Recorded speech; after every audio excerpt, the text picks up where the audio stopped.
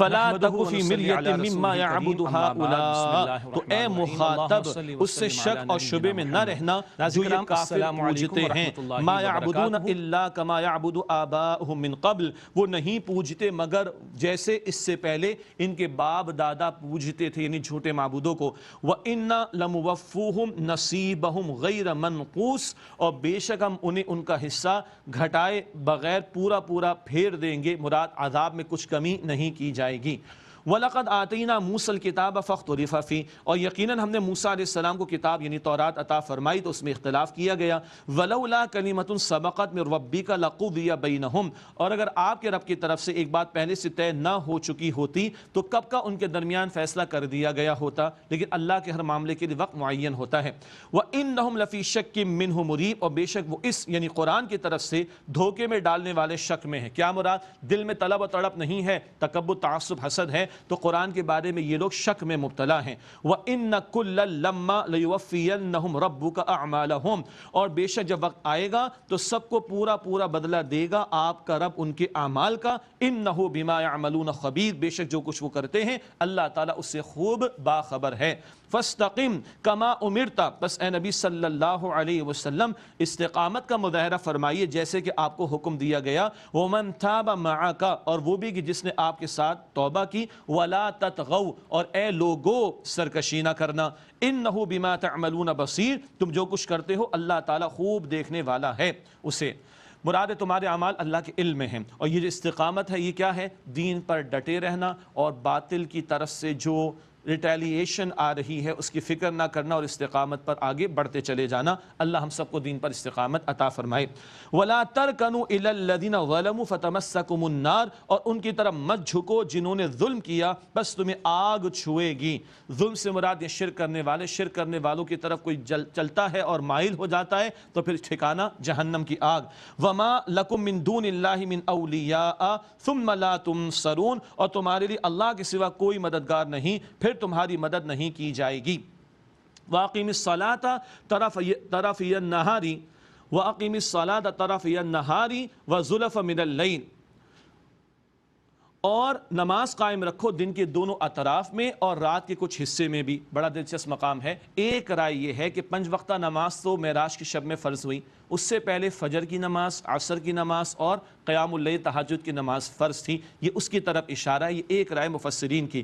ان الحسنات یذہبن السیئات، بے شک نیکیاں برائیوں کو مٹا دیتی ہیں۔ سبحان اللہ، چھوٹے چھوٹے گناہ بندہ نیکیاں کرتا ہے اللہ تعالیٰ معاف فرما دیتا ہے۔ جیسے احادیث میں ذکر آتا ہے بندہ وضو کرتا ہے تو وضو کے اعضاء سے جو گناہ ہو جاتے ہیں وہ معاف کر دیے جاتے ہیں۔ بندہ نماز کے لیے قدم اٹھاتا ہے، خاص طور پر نماز جمعہ کے لیے جاتا ہے، اس کی بدولت اللہ تعالیٰ گناہوں کو معاف فرما دیتا ہے۔ اور حدیث شریف میں یہ بھی آتا ہے گناہ کر بیٹھے ہو تو نیکی کر لیا کرو، نیکی گناہ کو مٹا دے گی۔ اللہ ہمیں نیکیوں میں آگے بڑھنے کی توفیق عطا فرمائے۔ ان الحسنات یذہبن السیئات، بے شک نیکیاں مٹا دیتی ہیں برائیوں کو۔ ذالک ذکریٰ للذاکرین، یہ نصیحت ہے نصیحت ماننے والوں کے لیے۔ واصبر فإن اللہ لا یضیع اجر المحسنین، اور صبر کیجئے اے نبی صلی اللہ علیہ وسلم، بے شک اللہ احسان یعنی عمدگی کے ساتھ عمل کرنے والوں کے اجر کو ضائع نہیں فرماتا۔ نہیں عن المنکر کے فریضے کی اہمیت کا بیان۔ فلولا کان من القرون من قبلکم اولو بقیۃ، پس تم سے پہلے جو قومیں ہوئیں ان میں صاحبان خیر کیوں نہ ہوئے، ینہون عن الفساد فی الارض، کہ وہ روکتے زمین میں فساد سے، الا قلیلا ممن انجینا منہم، مگر وہ تھوڑے ہی سے تھے جنہیں ہم نے ان سے بچا لیا۔ یہ ہے اہم بات۔ اصحاب خیر کا سب سے بڑا کرنے کا کام کیا ہے؟ بدی سے روکنا۔ اور عذاب سے کون بچائے جاتے ہیں؟ جو بدی سے روکتے ہیں۔ اصحاب سبت کا واقعہ سورہ اعراف کا رکوع 21 ذہن میں لے کر آ جائیے، اور ہمیں اس امت کو جو کھڑا کیا گیا نیکی کا حکم دینا ہے، بدی سے روکنا ہے۔ سورہ آل عمران آیت نمبر 110۔ تو یہ خیر والے کون ہوتے ہیں؟ جو خود بھی نیکی کرتے، دوسروں کو نیکی کی دعوت دیتے ہیں، خود بھی بدی سے بچتے، دوسروں کو بھی بدی سے روکنے کی کوشش کرتے ہیں، انہی کو اللہ تعالیٰ پھر پکڑ اور عذاب سے بچاتا ہے۔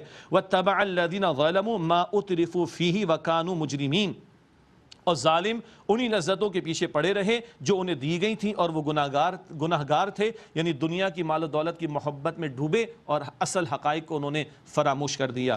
وَمَا كَانَ رَبُّكَ لِيُهْلِكَ الْقُرَىٰ بِظُلْمٍ وَأَهْلُهَا مُصْلِحُونَ، اور آپ کا رب ایسا نہیں کہ بستیوں کو ظلم سے ہلاک کر دے جبکہ وہاں کے لوگ نیکوکار ہوں، نیک عمل کرنے والے ہوں، اصلاح کا عمل جاری رکھیں تو اللہ کی پکڑ سے بچیں گے، اور اگر نہیں عن المنکر کا فریضہ انجام دینا لوگ چھوڑ دیں، اللہ معاف کرے، جیسے آج اکثریت کو ہم دیکھ رہے ہیں، تو پھر طرح طرح کی تنبیہ تنبیہات اور عذابوں کی کیفیات آتی ہیں۔ وَلَوْ شَاءَ رَبُّكَ لَجَعَلَ النَّاسَ أُمَّةً وَاحِدَةً، اور اگر آپ کا رب چاہتا تو لوگوں کو ایک ہی امت بنا دیتا۔ وَلَا يَزَالُونَ مُخْتَلِفِينَ، لیکن وہ اختلاف تو کرتے ہی رہیں گے۔ زبردستی اگر اللہ کر دے تو امتحان کا مقصد فوت ہو جائے گا، اور اختلاف تو رہے گا۔ اللہ تعالیٰ نے انسان کو عقل دی ہے، شعور دیا ہے، وہ اوپینین رکھتا ہے، وہ غور کرتا ہے، اسی طرح اختیار دیا ہے تو وہ عمل اچھا بھی کر سکتا ہے، برا بھی کر سکتا ہے۔ تو اصل بات کیا ہے؟ اللہ نے اختیار دیا ہے، اب جو چاہے نیکی کرے، جو چاہے بدی کرے۔ اگر یہ اختیار سلب کر لیا جائے تو پھر امتحان کا مقصد فوت ہو جائے گا، زبردستی کسی کو گمراہ کر دیا جائے تو امتحان کا مقصد فوت ہو جائے گا۔ تو فرمایا کہ وَلَا يَزَالُونَ مُخْتَلِفِينَ، اور وہ اختلاف تو کرتے رہیں گے ہمیشہ۔ إِلَّا مَن رَحِمَ رَبُّكَ، مگر یہ کہ جس پر آپ کے رب نے رحم فرمائے، جو طلب و طلب سچی رکھے گا ہدایت پائے گا۔ سورہ شورى آیت نمبر 13، جو اللہ کی طرف رجوع کرتا ہے، قرآن فرماتا ہے اللہ اس کو ہدایت دیتا ہے۔ وَلِذَلِكَ خَلَقَهُمْ، اور اسی لیے انہیں اللہ نے پیدا فرمایا کہ اختیار دے کر بھیجا ہے، اور اسی میں امتحان ہے۔ وَتَمَّتْ كَلِمَةُ رَبِّكَ لَأَمْلَأَنَّ جَهَنَّمَ مِنَ الْجِنَّةِ وَالنَّاسِ أَجْمَعِينَ، اور پوری ہوئی آپ کے رب کی بات کہ یقیناً میں جہنم کو بھر دوں گا جنات اور انسانوں سے، سب سے۔ اللہ اکبر! لیکن کون سے انسان و جنات؟ یہ ہم پڑھ چکے ہیں، سورۃ الاعراف آیت نمبر 18 میں بھی ذکر ہے، اور سورۃ الاعراف آیت 179 میں بھی ذکر آتا ہے۔ دل ہیں مگر سمجھتے نہیں، کان ہیں مگر سنتے نہیں، آنکھیں مگر دیکھتے نہیں، اللہ کی دی ہوئی صلاحیتوں کو حق کی قبولیت کے لیے اختیار نہ کریں اور جانتے بوجھتے گمراہی کی طرف چل پڑے، تو ان کے لیے جہنم کا فیصلہ۔ فرمایا کہ ان سب سے، جنات سے اور انسانوں سے اللہ تعالیٰ جہنم کو بھر دے گا نافرمانوں سے۔